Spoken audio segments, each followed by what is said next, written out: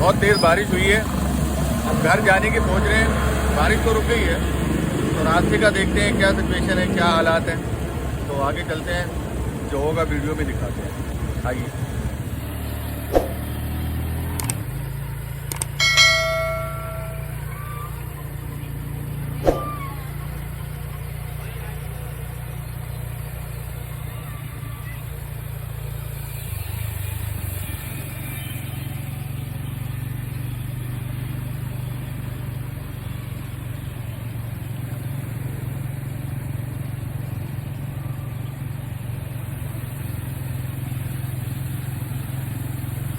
जूते गीले हो गए भाई। ओए, अब तो हो ही गए, अब तो हो ही गए जूते गीले। तो भाई वीडियो भी बन रही है साथ साथ।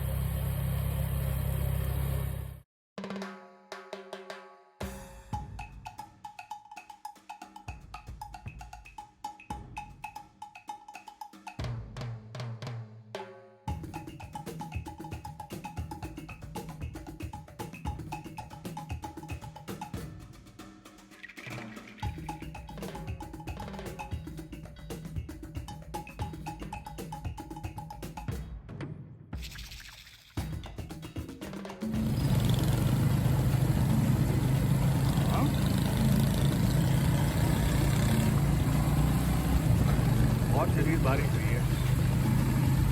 अल्लाह खैरियत से सबको पहुँचाए अपने घर पे।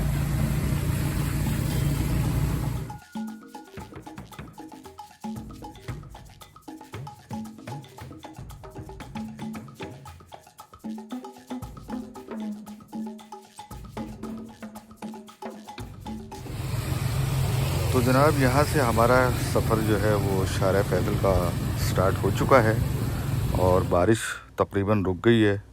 तो अब देखना है कि सड़कों पर पानी कितना है, लेकिन उससे पहले हम थोड़ा सा बाइक में अपनी पेट्रोल डलवाएंगे, क्योंकि आगे का कुछ भरोसा नहीं।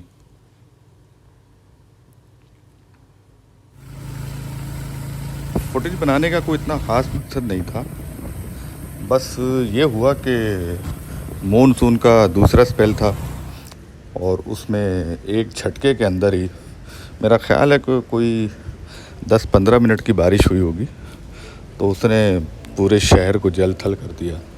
अब रात का वक्त है, घर जाना है, तो क्लब में बैठे हुए थे, तो सोचा कि शारा फैसल ज़्यादा बेहतर है, सीधा रोड है और थोड़ा डिस्टेंस तो है इसका, लेकिन ये है कि हम बख़ैर व आफ़ियत अपनी मंज़िल तक पहुंच जाएंगे। तो बस इस ख़याल से निकल गए। तो साथ में दोस्त भी था, तो हमने उनसे रिक्वेस्ट की कि आप फुटेज बनाएं और बातें करते हैं। तो वो बातें तो रिकॉर्ड नहीं हो सकी बदकिस्मती से।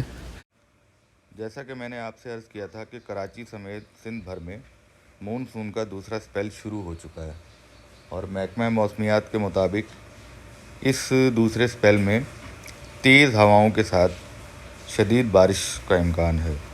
उसकी एक झलक इस वीडियो से पहले हमने बारिश में देखी है, जिसकी फुटेज मैं नहीं बना सका था। तो बहरहाल इस वक्त भी जब मैं वीडियो एडिट कर रहा हूँ तो बारिश शदीद हो रही है। तो ऐसा होता है, बाज़ औक़ात आप रिकॉर्डिंग कर रहे होते हैं, उसमें माइक का इशू आ जाता है और आवाज़ चली जाती है। तो बाज़ औक़ात आप फुटेज बना रहे होते हैं, माइक से आवाज़ आ रही होती है और फुटेज जो है वो आपकी नहीं बन पा रही होती। तो ये सब चीज़ें हैं। चलिए कोई बात नहीं, आइंदा हम इसका ख्याल करेंगे। बारिश के बाद तो इम्कान यही था कि सड़कों पर अच्छा खासा पानी जमा हो जाएगा, लेकिन शारा फैसल की सूरत हाल देखकर अंदाज़ा हुआ कि पानी यहाँ बिल्कुल ठहरा नहीं है। और ऐसा नहीं है कि शारा फैसल पे पानी ठहरता नहीं है, पानी ठहरता है तो बाज़ औक़ात 3-3, 4-4 फुट तक भी पानी ठहर जाता है। फिर भी शहर की दीगर सड़कों से ज़्यादा बेहतर है शारा फैसल बनिस्बत उनके,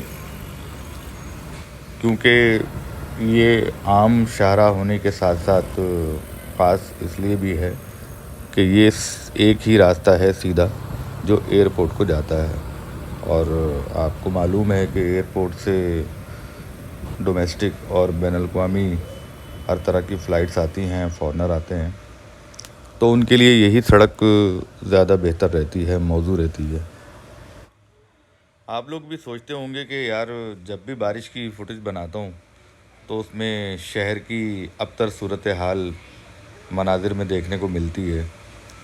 मैं ऐसा जानबूझकर नहीं करता, लेकिन ये हमारा अलमिया है कि पाकिस्तान का इतना बड़ा मुआशी हब होने के बावजूद किसी ने इस शहर की हालत ज़ार पर तरस नहीं खाया, ना कभी तवज्जो दी, चाहे वो नक्काशियाब के मामलात हों, सड़कों के मामलात हों या और तरह की सोसाइटी के इश्यूज़ हों।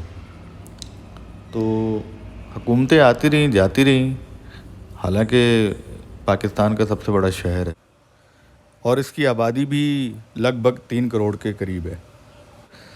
बेशक इतनी बड़ी आबादी के शहर को इंतज़ामी तौर पर चलाना एक मुश्किल काम तो है, लेकिन सवाल ये पैदा होता है कि क्या ये 3 करोड़ की आबादी एक दिन में हो गई? ज़ाहिर है कि इसको भी बरसों लगे होंगे और पाकिस्तान का चूँकि मुआशी हब है तो उस हवाले से पाकिस्तान के मुख्तलिफ़ शहरों से लोग यहाँ आकर आबाद हुए और कारोबार कर रहे हैं। तो ज़ाहिर है कि इन 20 सालों में या 25 बरसों में या 30 बरसों में या 40-50 जितना भी आप अरसा लगाएं, तो इस अरसे में जितनी गवर्नमेंट बनी तो उस दौरान इंतज़ामी तौर पर मामलात भी बनते संवरते रहे होंगे। बहरहाल शहर की सूरत हाल को बेहतर करने के लिए अब भी ये काम अच्छे तरीके से हो सकता है कि अगर इंतज़ामी तौर पर हुकूमत और आवाम मिलकर ये तय कर लें कि हमने इस शहर को दुनिया का नंबर 1 शहर बनाना है, तो मेरा ख़्याल है कि ये मुश्किल काम नहीं होगा। बस इस काम के लिए एक जज्बे की ज़रूरत है और ये जज्बा ही अगर बाहम हो जाए तो मेरा ख़्याल है कि बहुत सारी चीज़ें बेहतर हो सकती हैं।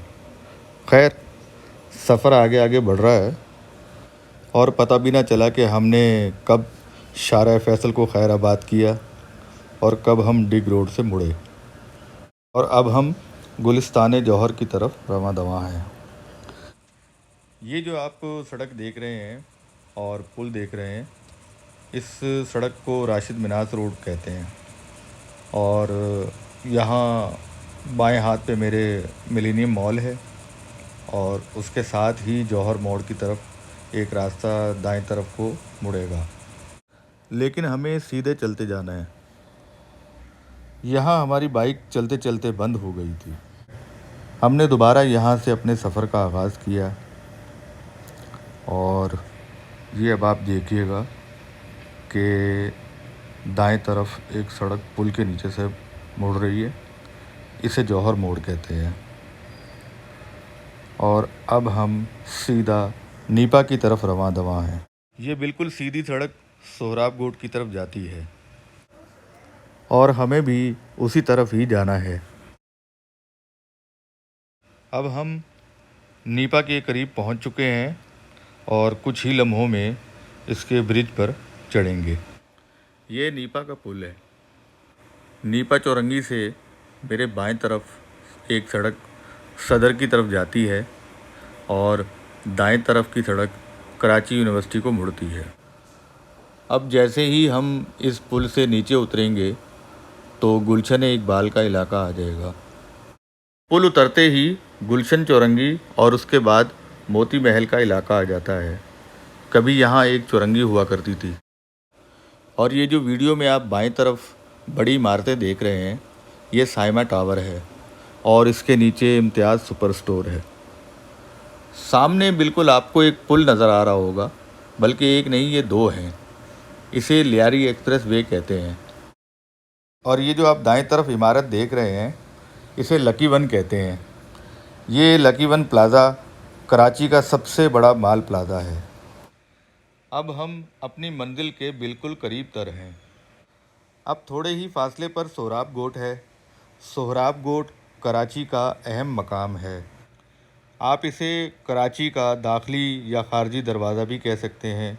यहीं पर शाहराह पाकिस्तान सुपर हाईवे में बदल जाती है और यहाँ बसों के बहुत बड़े बड़े टर्मिनल भी मौजूद हैं। और यहीं पुल उतरते ही ईदी का सबसे बड़ा सर्द खाना भी मौजूद है। अब हम नागन चौरंगी की तरफ जाते हुए सड़क पर रवां दवां हैं। तो जनाब, पावर हाउस के बाद अब हमारा सफ़र इख्तिताम को पहुंचता है।